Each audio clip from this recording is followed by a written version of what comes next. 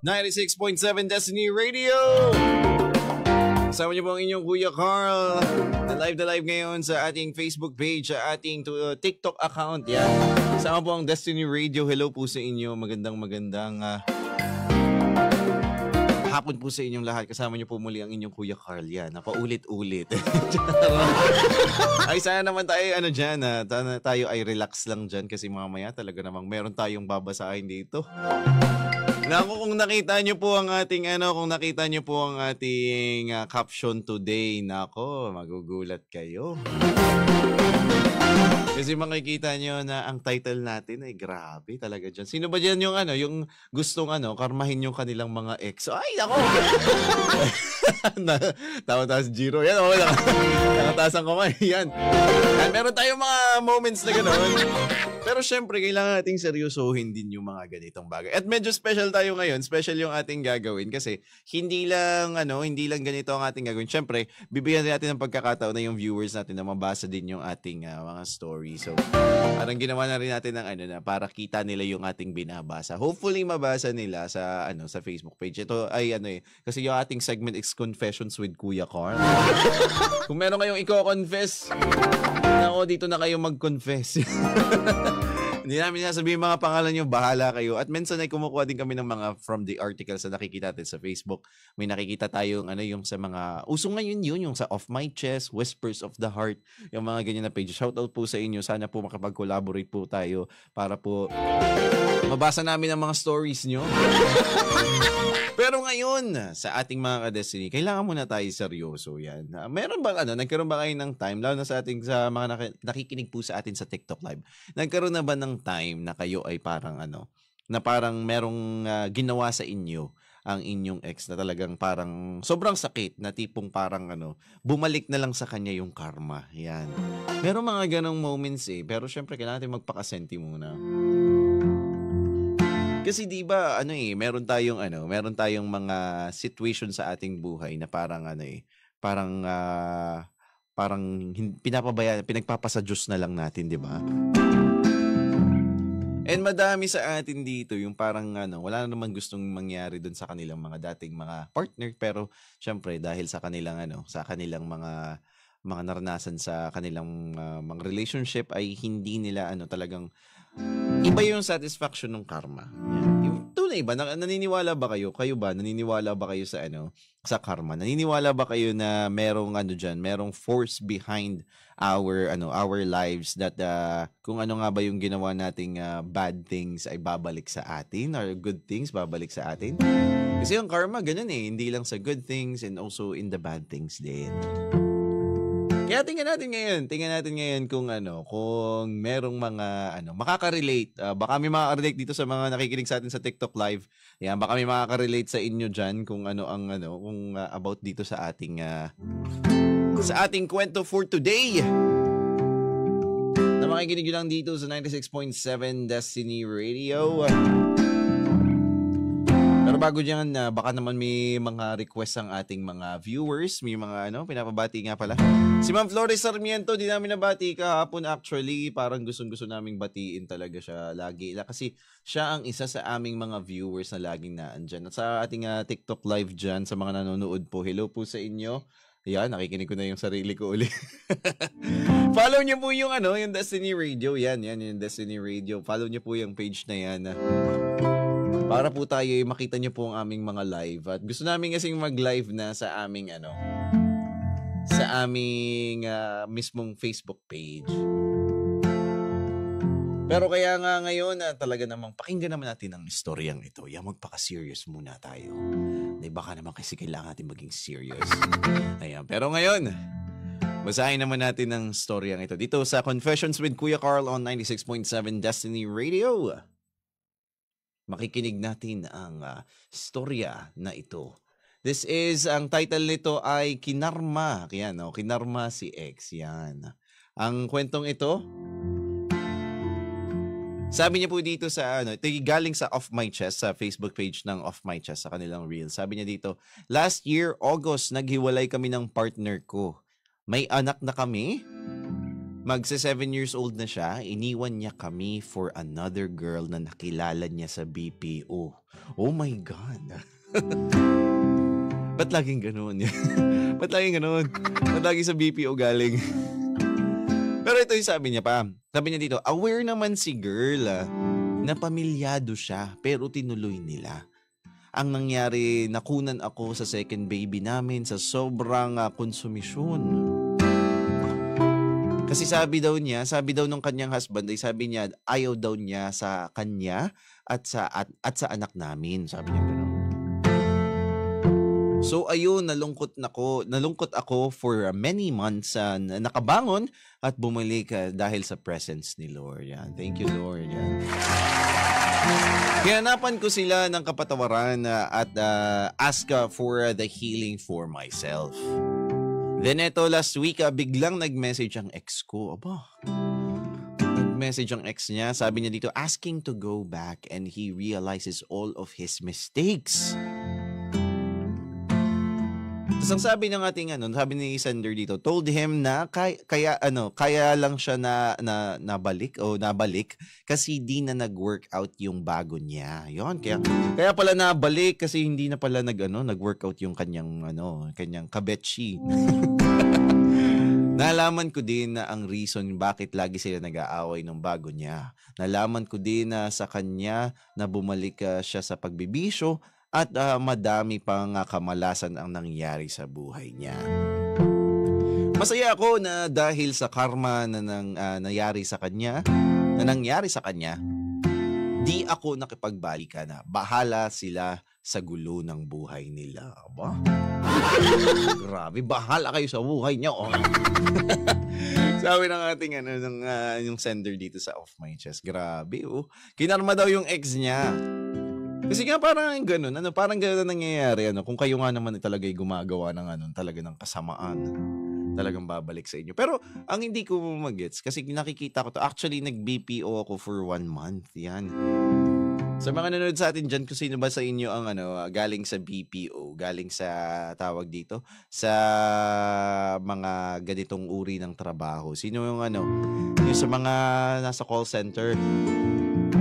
Yan. Sabi dito ni Via Maanyo, wag daw gumanti. Yan. Wag gumanti, may karma naman. Yan. Oo nga naman, di ba? Yan. Binabati nga pala si Via Maanyo. Ang cute-cute na aming OJT for today. Yan. Lahat naman sila cute kasi ang ganda ng mga outfit nila lahat. Pero di ba, hindi ko magets kung bakit sa BPO, hindi ko alam kung bakit uso. Hindi ko ba alam kung bakit uso yung yung mga ganyan. Ay, totoo ba ang karma? Yan, tingnan natin kung totoo nga ba ang karma. Yung sa mga hindi ko alam kung bakit. Kasi meron akong dating pinagtatrabaho ang BPO. Yan, hindi ko na lang sasabihin kung anong company. meron kami dong parang TL, parang may TL doon. Na hinahatid din ng asawa. Hinahatid ng asawa, may paghalik pa. Pero biglang pagdating niya doon sa floor, doon sa aming floor ay may iba namang kahalikan. Nako, nakakatakot yan. Nako, ang hirap naman gumawa ng ganyan kasi totoo nga daw talagang bumabalik sa atin yung mga ginawa natin. Kung hindi man ay talagang meron niyang kapalit sa atin. And hopefully itong si user naman is living her life, especially when sabi niya bumalik daw sa presence siya ni Lord. Yan. Thank God, praise God for that. Kasi grabe. Pero bakit ganun? Ba't kayo pipili? Ba't kayo pipili ng taong porkit nakakalandian nyo, porkit nakakasama nyo? Ay bakit kayo pumipili ng tao na meron na? Yung meron na bang meron ng partner? 'Di ba? Meron na silang partner, bakit nyo pa Bakit nyo pa lalandiin? Bakit nyo pa pagbibigyan ng pagkakataon na itry yung dahil ba may thrill? Dahil ba may dahil ba tawag dito? Dahil iba ba yung pakiramdam? Yan. Ganun ba yun? Masama-sama naman nun. Ay nako, pero sabi dito, nakaramdam ka na ba ng karma, Kuya Carl? Ay, hindi pa ako nakakarma. Wala akong ginagawa, Via. Wala akong ginagawang masama. Grabe naman. Kaya yun, hindi ko nararamdaman ng karma. Kasi I always do good. Yeah, I always do good. I always do Yan sa mga ano po, shoutout po sa mga nanonood sa atin sa TikTok live. Yan, andito po kayo sa 96.7 Destiny Radio. Ang stasyong pinipili, ang saya dito yan sa Quezon Province. Muntik ako na masabi Quezon City. Yan, binabati rin po natin ang mga listeners natin sa radio at sa atin sa live, sa Facebook live. Yan, si Via Maanyo, si Angelica Zara Kataytay. Yan, magandang hapon sa inyo. Sabi niya dito, ang grabe pati yung kasi nakunan si sender ng nakunan ng kanyang anak. At sabi daw nung kanyang partner ay ayaw na daw niya sa kanya at dun sa kanilang pamilya. Grabe naman. Paano mo kayang sabihin yun? Bakit mo kayang sabihin yun sa iyong mga Siguro madami dyan nakikinig. Siguro naandito kayo sa ganong sitwasyon. Kung kayo man ay nasa ganitong sitwasyon, yung natawag dito, kung kayo ay may ganitong affair na nagagawa, ay naku, parang kailangan mo na mag-isip-isip. Lalo na kung ikay may pamilya. Kung sa mga ibang tao naman na nagkaka-affair, kung kayo talaga may merong confidence kayong mag-affair, why not have the confidence to admit to your partners para talagang tapos na, para malaya kayong gawin yung gusto nyo. Ayan, minsan kasi alam niyo ba kung bakit nagkaka-affair ang mga tao? Kasi sabi dito ni Via kaya nagamit sila ng evil eye na accessory, pantanggal ng karma ganyan. Ganun ba yun? Kailangan ba ng eagle eye? Yan ako, ang evil mind lang ang meron ako. Shoutout sa evil minds, sa evil genius, baka naman magkaroon tayo ng t-shirt deal. Pero syempre, ito sa mga tao pong nagkaka-affair dyan, sana po ay hindi nyo na maisip na kung kayo ay hindi na satisfied dun sa partner nyo, why not just break up and aminin nyo sa inyong partner na hindi nyo na kayo happy. Kasi ang problema lang naman dun sa iba na nagsusustain ng affair, pati pa at nung partner nila ay dahil tama sabi ni Angelica, tama, loyalty is a must. Yan, totoo naman talaga. May naging loyal na ba sa'yo, Angelica? May naging loyal na. Yan, makinig po kayo kay Kuya. Wag po. Pero yun nga, kung kasi normally sa aking understanding kasi galing din ako sa broken family. Ang understanding ko sa mga affair, pati sa mga kaibigan ko nagkaka-affair pag hindi namin sila kinokonsente sa totoo lang. And pag pinapakinggan namin sila, ang lagi nilang minsan dinadahilan, minsan pa. Ang kanilang dinadahilan kasi hindi lahat nila, kung baga yung gusto nilang makuha, hindi nila nakukuha sa partner nila. Kaya hinahanap nila sa iba. Kaya ganun pala. And most of the time, sa mga ganitong nasa BPO, gabi sila buhay. And pag nauwi sila ng bahay, ang ginagawa lang nila matulog. And totoo naman, pagdating nila ng kasi nakaranas na ako yan, yung shift ko dati, 12:00 hanggang 9:00. And talagang talaga yung nararanasan nila, dun lang sila buhay, dun yung kanilang buhay. Dun sila naninirahan dun sa ganong panahon. So dun lumilibot ang mundo nila dahil dun sila nagtatrabaho. And pag uwi niya, tutulog lang siya. Hindi sila nakakapag-bonding siguro ng asawa niya. And kumbaga yung hinahanap niyang affection siguro nakukuha niya dun sa kanyang affair. Pero bakit BPO lagi? Bakit BPO lagi?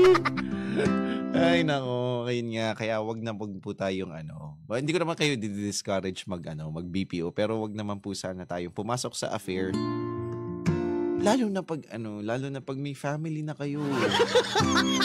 Pag may anak na kayo, bakit pa kayo papasok sa gayon? Bakit pa kayo mag-iisip ng gayon? Kaya naman talagang, kung wala kayong magawa, magbanding kayo kasama ng inyong partner, pakinggan nyo ang Destiny Radio at kayo isasayaw. Dito kayo manood sa amin para talaga kayo ay happy. Yan, talaga naman. Pero payo ko lang dito kay user talagang wala naman ako ipapayo sa kanya kasi happy na siya and nakita na niya yung kanyang sarili. Feeling ko itong ex-partner niya siguro yan yung na-depress siya at the time na yan. And yung naibibigay nung kanyang partner na hindi niya na dahil comfort zone niya yung partner niya na hindi niya napapansin ay hindi naman niya mahanap dun sa affair niya. Kaya ganito ang nangyayari. Yung pala baka stability ang pwedeng ibigay pala nung kanyang partner. 'Di ba? Stability pala yung naibibigay ng kanyang partner na tawag dito emotional comfort na hindi kaya ibigay ng affair niya. Kaya ngayon ayan, nagbalik sa pagbibisyo at madami pang kamalasan na nangyari sa kanyang buhay.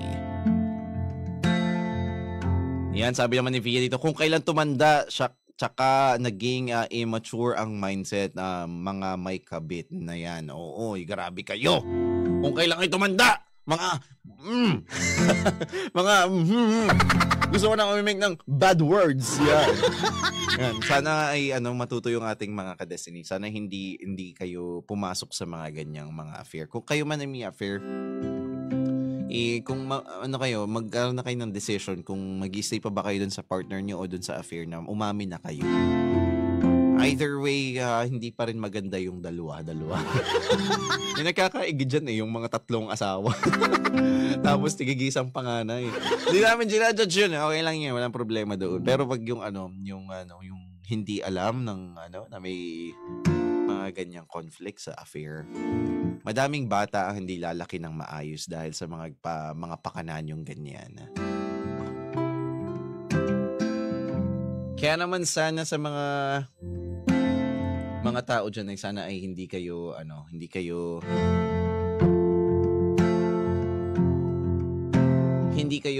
mawala sa inyong mga relationships. Yan, mamangka sa dalawang ilog. Yan. Huwag kayong mamangka sa dalawang ilog. Yan naman,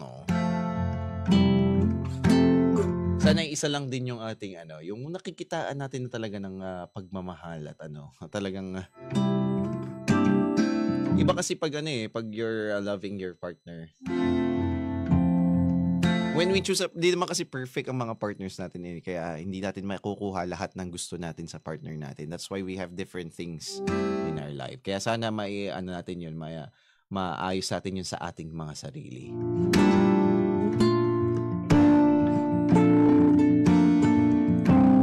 Kaya naman sa mga nakikinig sa atin dyan, maraming salamat po sa pakikinig, lalo na sa ating mga viewers dito sa Facebook Live at sa atin sa TikTok. Maraming salamat sa inyo. Yan, sabi nga nung AI dito, truth or myth, karma. Yan, malay natin, di ba? Kaya naman iwan muna namin kayo ng parang love song para naman kayo ay maligayahan. Pero syempre sa mga naantok na dyan, mag-Mark Cafe 5-in-1+1 coffee mix na kayo para kayo talaga ay magising-gising na. At alam nyo naman na talagang ang Mark Cafe 5-in-1+1 coffee mix ang nagbibigay sa atin ng enerhiya sa ating pang-araw-araw. Kasi talagang masarap ang natural. At kayo nakikinig dito sa 96.7 Destiny Radio, ang istasyong binibini ang saya. Muli po, kasama niyo po ang inyong Kuya Carl.